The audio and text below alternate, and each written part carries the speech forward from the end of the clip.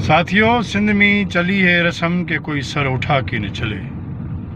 उहें तो सॼी सिंध 15-16 सालनि खां पुलिस स्टेट बणियल आहे ऐं सिंध में पुलिस जी मर्ज़ी आहे। सिंध में जंहिंखे मारे, जंहिंखे खणे, जंहिंखे हाफ़राई करे कोई पुछण वारो कोन्हे। सिंध धाड़ेलनि, चोरनि, लोफरनि, वाठनि जे हवाले आहे। पुलिस उन्हनि सां बिठ बणियल आहे।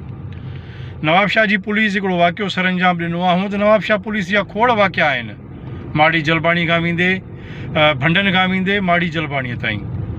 ऐं जॾहिं बि नवाब शाह में को ज़ुल्म थियो आहे या सिंध में, त निसार कीरियो सिंध तरक़ी पसंद पार्टी जो मरकज़ी अॻवान मज़लूमनि सां गॾु बीठो रहियो आहे ऐं मज़लूमनि सां गॾु बीहण जी सज़ा निसार कीरीअ खे नवाब शाह जी पुलिस ॾिनी आहे। बिल्कुलु नवाब शाह जी पुलिस संदसि भाउ खे खणी खंभे उनखे हाफ़राई करे ऐं निसार कीरीअ ते दहशतगर्दी जो केस दाख़िल कयो आहे। जेकॾहिं निसार कीरियो दहशतगर्द आहे त पोइ सॼी सिंध जा सियासी कारकुन सभु दहशतगर्द आहिनि।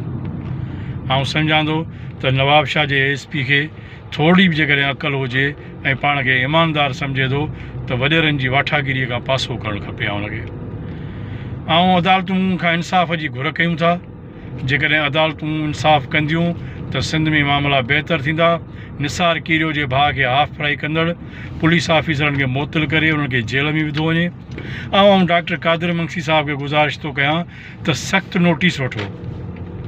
सॼी सिंध में बाहियूं ॿारियो ऐं पुलिस ख़िलाफ़ु एहतिजाज करे डॉक्टर कादिर मंगसी साहब उनजे पार्टी जे अॻवाननि ऐं कारकुननि ते केस दाख़िल थी रहिया आहिनि। पंहिंजे कारकुननि ऐं अॻवाननि जी मालिकी करे, जेकॾहिं मालिकी कंदो त इहो संदसि जे लाइ बहितर थींदो। न त सिंध में सियासी कारकुन ईअं ई बेयारो मददगार मारिया वेंदा ऐं पुलिस रोज़ु माड़ी जलबाणी ऐं भंडनि जहिड़नि वाक़िअनि खे रूनमा कंदी रहंदी।